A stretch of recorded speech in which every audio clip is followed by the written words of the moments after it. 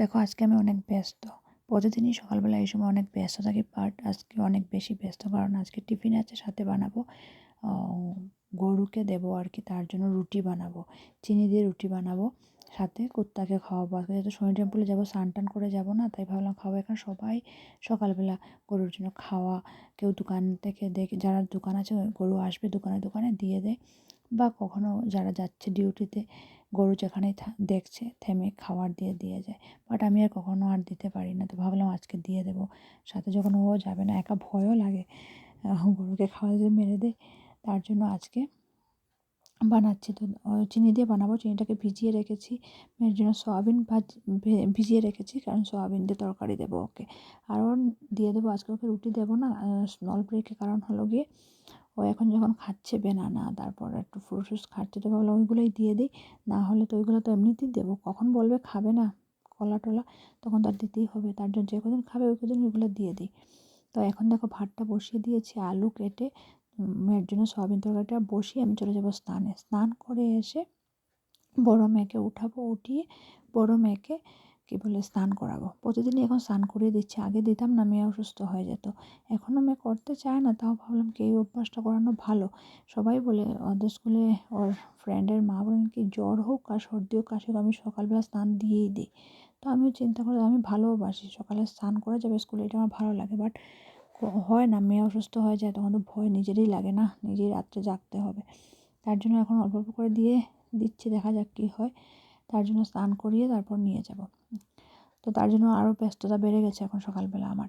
তারপর আজকে ছোটো মেয়ে যাবে, ওকে রেডি করতে হবে সব করে। তো বুঝতেই পারছো টাইমের ব্যাপার আছে না, 8টা 10-এর ভিতরে বেরোতেই হবে, যেহেতু অটো করে যাব আজকে, তো 10-এর ভিতরে না গেলে হবে না, অটো সবসময় পাওয়া যায় না ঠিকঠাক। তো দেখো স্নান করে মেয়েকে রেডি করে বসিয়ে এসেছি, বিস্কুট হাতে দিয়ে। ছোটো মেয়ে উঠে গেছে, বিস্কুট দিয়ে দিয়েছি, ওকে রেডি করাইনি এখনও। আমি রুটিটা সব কিছু রেডি করে গিয়েছিলাম, বাট বানাইনি, এখন বানাচ্ছি রুটি। আর মেয়ের টিফিন বক্সটা, টিফিন রেডি করে নিয়েছি, শুধু বক্সে ঢুকিয়ে আর ব্যাগে ঢুকাবো।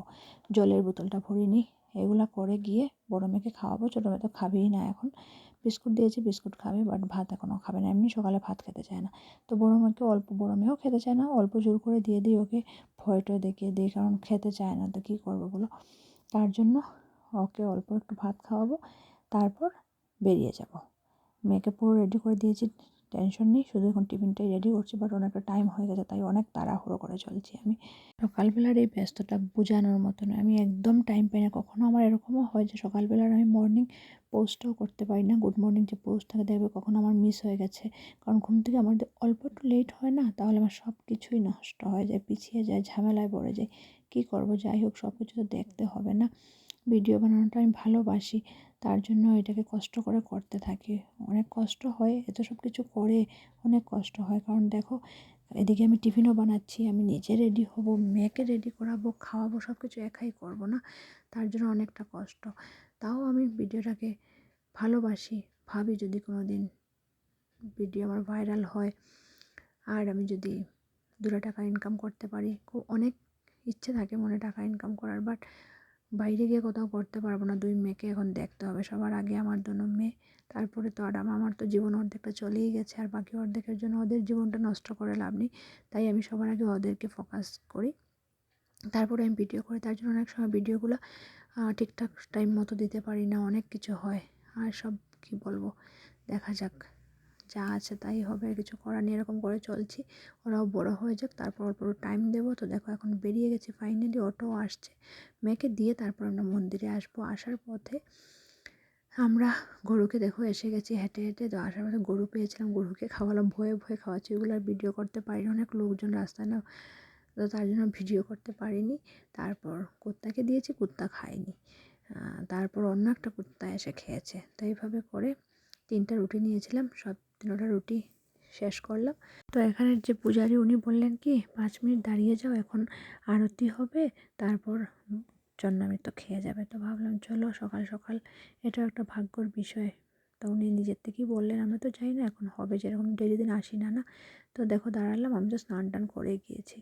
তো উনি দিলেন চন্নামৃত, খেয়ে ভাবলাম পাশেই গণেশ টেম্পল, যেন গণেশ ঠাকুরকেও দেখে যাই।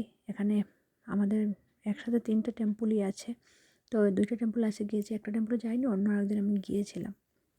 তো তার জন্য গণেশ টেম্পলে গেলাম, গিয়ে এখানে প্রণাম টনাম করে তারপর ঘরে ফিরে এসেছি। মেয়ে তো বুঝতেই পারছো সকাল থেকে কিছু খায়নি, শুধু একটা বিস্কুট খেয়ে গিয়েছে। পৌঁছে ফ্রেশ হয়ে মেয়েকে খাওয়ালাম। তার আগে বরকে জিজ্ঞেস করলাম, বলে টিফিন নেবে না তো, আর টেনশন নেই, ডিমের কারিও বানিয়ে দিচ্ছে, মা বানিয়ে নেবেন তরকারি, মাছ দিয়ে হয়ে যাবে আমাদের। এইভাবে আমার ব্যস্ততায় এতটা সময় কাটলো। এখন অল্প সময় আমি বসবো, তারপর বরকে খাওয়া দাওয়া দেবো, তারপর আবার ডিউটি আছে, জানোই তো তোমরা সবাই। টাটা।